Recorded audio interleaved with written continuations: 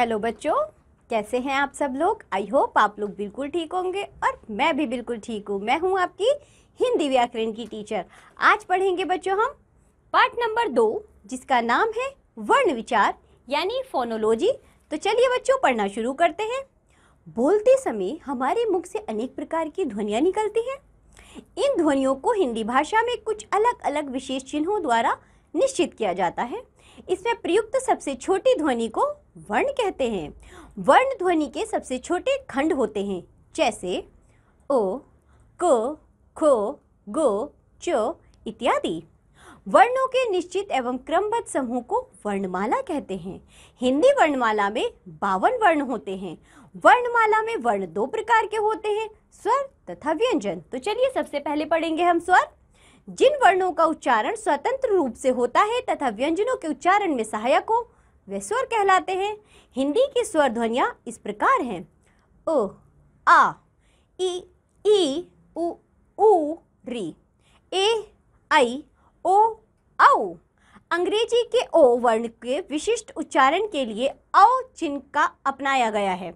यह भी एक स्वर है, जैसे ऑफिस।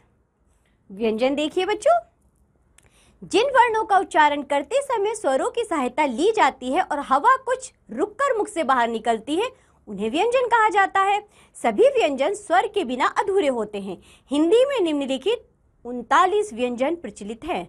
चलिए बच्चों देखते हैं कौन कौन से व्यंजन हैं वर्गों के साथ। सबसे पहले क वर्ग, क, ख, ग, घ, अंग। चा वर्ग, चा, छा, जा, झा, ञा। टा वर्ग, टा, ठा, ड, णे। ता वर्ग, ता, था, दा, ध, ना। पा वर्ग, पा, फा, बा, भा, मा। या, र, ल, व। शा, श, स, ह। संयुक्त व्यंजन देखिए बच्चों, छ, त्र, ज्ञ, श्रे। अणे, ड के नीचे बिंदु लगाकर ड और ढ ध्वनि चिन्ह अंकित किए जाते हैं। जब शब्द के साथ ड का प्रयोग होता है तो उच्चारण पर अधिक जोर पड़ता है, जैसे पढ़ा, गाड़ना। अरबी, फारसी और अंग्रेजी की कुछ ध्वनियों के लिए को, खो, गो, जो, फो का प्रयोग भी होता है। प्रत्येक व्यंजन में ओ शामिल रहता है। इसके बिना व्यंजन ध्वनि का स्वतंत्र उच्चारण नहीं किया जा सकता। 2 विभिन्न व्यंजनों के जोड़ से बने व्यंजन संयुक्त व्यंजन कहलाते हैं, जैसे छ, त्र, ज्ञ और श्रा। संयुक्त व्यंजन हैं, जैसे श्रे बना है बच्चों को और शो से, त्रे बना है तो रो से, ज्ञ बना है जो और ञा से, श्रे बना है शो और रो से। व्यंजन ध्वनियों से स्वर ध्वनि ओ को निकालने के लिए उस व्यंजन के नीचे हलंत चिन्ह लगाया जाता है। जैसे को लिखकर बच्चों हमने उसके नीचे एक छोटा सा डंडा खींचा, उसे कहते हैं हलंत। कु जमा ओ बना क। उच्चारण अवयव। हिंदी वर्णों के वर्गीकरण से पूर्व मुंह के अंदर के उन अवयवों या अंगों को जान लेना आवश्यक है जो उच्चारण में अधिक या थोड़ी भूमिका निभाते हैं। मुख्य रूप से ध्वनियों के उच्चारण में मुख के अंदर के नीचे दिए गए अंगों को कार्य करना पड़ता है। चलिए देखते हैं वे कौन कौन अंग हैं। स्वर यंत्र श्वास नली के ऊपरी भाग में ध्वनि उत्पन्न करने के मुख्य अवयव हैं। कमजोर लोगों के गले के बाहर एक उभरी हुई सी हड्डी टेटुआ या एडम्स एप्पल दिखाई देती है। यही स्वर यंत्र है। इसमें 2 पतली झिल्लियां होती हैं जो ध्वनियां उत्पन्न करते समय अधिक या कम फैलती खुलती हैं और अनेक प्रकार की ध्वनियां उत्पन्न होती हैं, जैसे हो। अलीजीवा, गले में जीभ के समान एक छोटा सा अंग लटका रहता है जो कि कौवा कहलाता है। ध्वनियों का उच्चारण करते समय यह ऊपर नीचे और आगे पीछे गति करता है। ध्वनियों के उच्चारण में इसकी महत्वपूर्ण भूमिका होती है। कौवा कोमल तालु के बहुत पास गले में होता है, जैसे क, ख, ग, घ। और अंग देखिए बच्चों आगे तालु, गले से लेकर मसूड़ों तक जीभ के ऊपर की छत के कोमल तालु, मूर्धा, कठोर तालु और वत्स नाम के 4 भाग होते हैं। जीभ ध्वनियों के उच्चारण में इन विभिन्न भागों को छूती है, जैसे य, श, च, छ, ज, झ, ञ।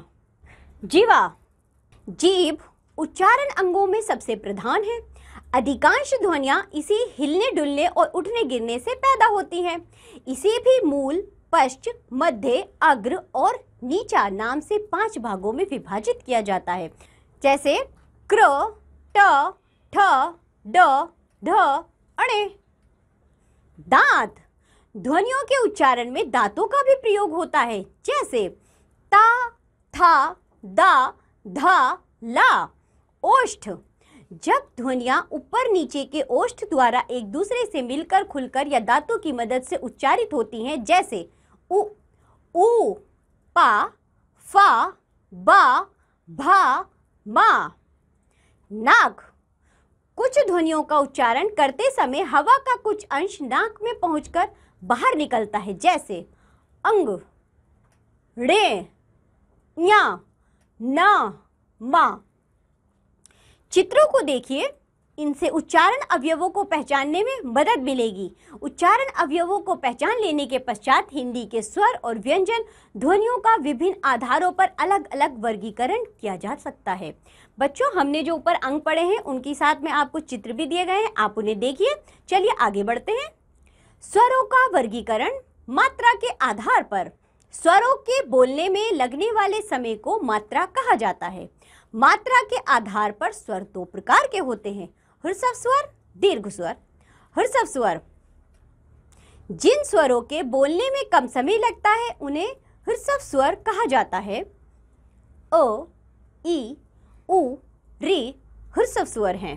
दीर्घ स्वर, जिन स्वरों के बोलने में ह्रस्व स्वरों से दुगना समय लगता है उन्हें दीर्घ स्वर कहा जाता है, जैसे आ, ओ, ई, उ, ए, आई, ओ, औ दीर्घ स्वर हैं।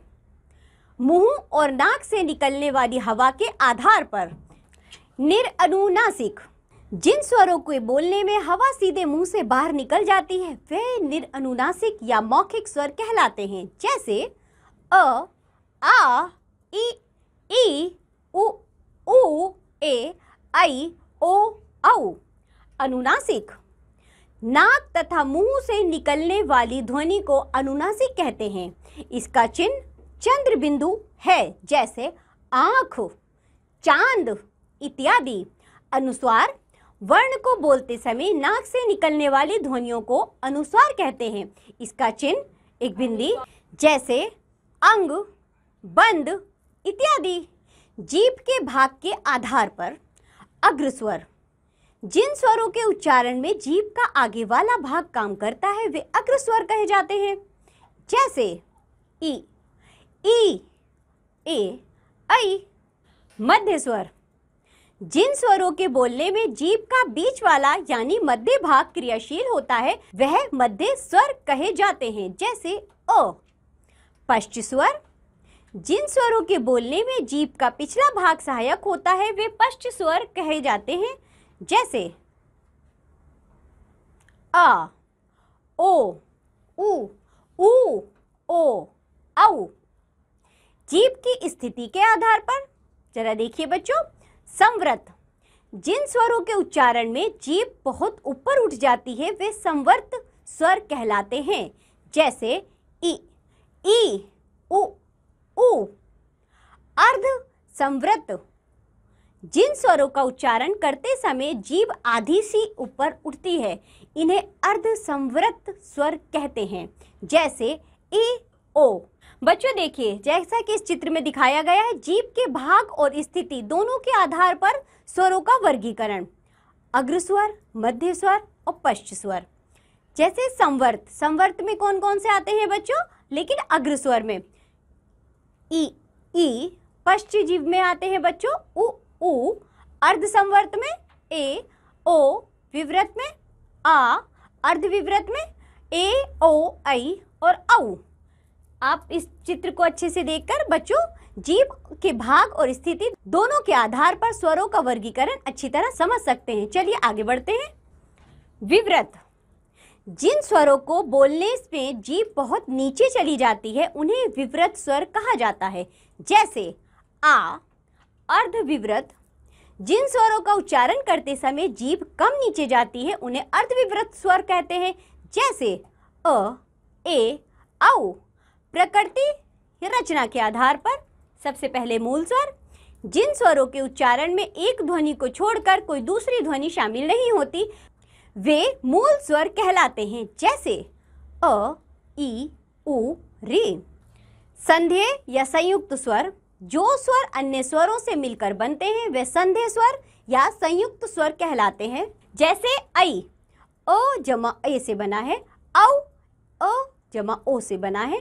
कुछ प्रदेशों में ए और औ का उच्चारण ऐ और औ की तरह भी होता है, जैसे ऐसा, मैया, कौन, कौवा आदि। ओष्ठों की आकृति के आधार पर वृत्ताकार। जिन स्वरों का उच्चारण करते समय ओष्ठ अधिक या कम गोल आकार बनाते हैं वे स्वर वृत्ताकार कहलाते हैं, जैसे उ, ऊ, ओ, औ। अवृत्ताकार। जिन स्वरों को बोलते समय ओष्ठ वृत्त यानी कि गोल आकार नहीं बनाते वे अवृत्ताकार स्वर कहे जाते हैं, जैसे अ, आ, ई, ए, ऐ। विशेष। री का उच्चारण हिंदी में री की भांति होता है परंतु लिखा री ही जाता है। व्यंजनों का वर्गीकरण। व्यंजनों को उच्चारण की दृष्टि से दो आधारों पर विभाजित किया जाता है, उच्चारण और प्रयत्न। चलो बच्चों, सबसे पहले देखेंगे हम स्वर व्यंजन का योग। संघर्षी। जिन व्यंजनों के बोलने में मुख के दो अंग इतने पास आ जाएं कि हवा इनके बीच से संघर्ष करती यानी रगड़ खाती हुई बाहर निकले वे संघर्षी व्यंजन कहलाते हैं, जैसे ग, ज, फ, ख, श, श, स, ह। प्रयत्न के आधार पर व्यंजन ध्वनियों के उच्चारण के लिए हवा यानी कि श्वास को रोककर या कई तरह से परिवर्तित करना पड़ता है। इस क्रिया को ही प्रयत्न कहा जाता है। प्रयत्न के आधार पर व्यंजनों के निम्नलिखित भेद हैं। सबसे पहला भेद देखिए बच्चों, स्पर्शी। जिन व्यंजनों के उच्चारण में मुंह के अंदर का एक अंग दूसरे अंग को स्पर्श करता है वे स्पर्शी व्यंजन कहलाते हैं, जैसे क, ख, ग, घ, ट, ठ, ड, ढ, त, थ, द, ध, प, फ, ब, भ। पार्श्विक। जिन व्यंजनों का उच्चारण करते समय मुंह के दो अंग मिलकर हवा का बीच से निकलने वाला मार्ग रोक लेते हैं और वह इधर उधर से बाहर निकलती है वे पार्श्विक व्यंजन कहलाते हैं, जैसे ल। प्रकंपित। जिन व्यंजनों का उच्चारण करते समय हवा का कंपन होता है वे प्रकंपित या कंपन जात व्यंजन होते हैं, जैसे र। स्पर्श संघर्षी। जिन व्यंजनों को बोलते समय मुंह के दो अंग मिलने के पश्चात अलग हट जाते हैं और हवा घर्षण करती हुई बाहर निकलती है वे स्पर्श संघर्षी व्यंजन कहलाते हैं, जैसे च, छ, ज, झ। अर्धस्वर। जिन व्यंजनों के उच्चारण में हवा बिना किसी संघर्ष के बाहर निकल जाती है वे अर्धस्वर या संघर्षहीन सप्रवाह व्यंजन कहलाते हैं, जैसे य, व। नासिक्य।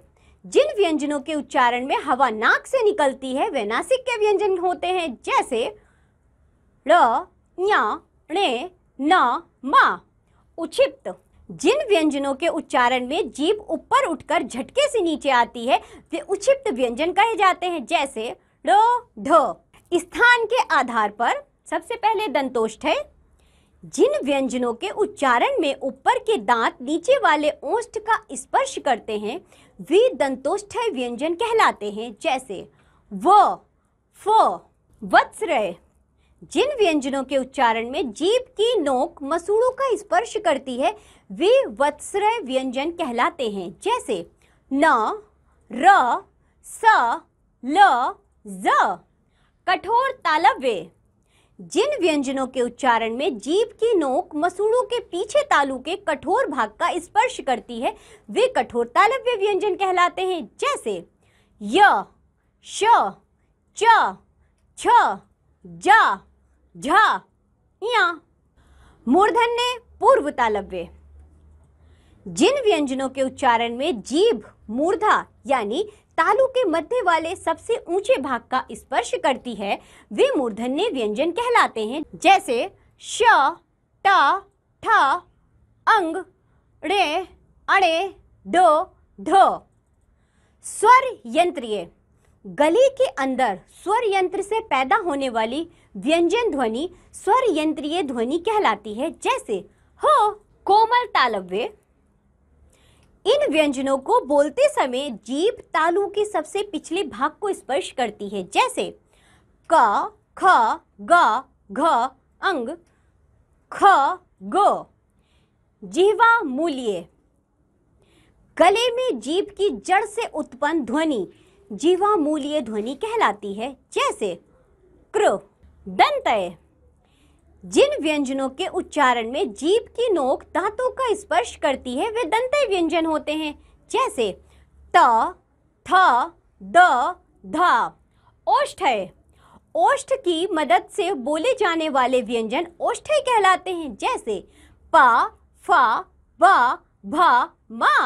स्वर तंत्रिय के कंपन के आधार पर सबसे पहले घोष, जिन व्यंजनों के उच्चारण पर हवा स्वर तंत्रियों से टकराती हुई बीच में से निकलती है वे घोष व्यंजन कहलाते हैं।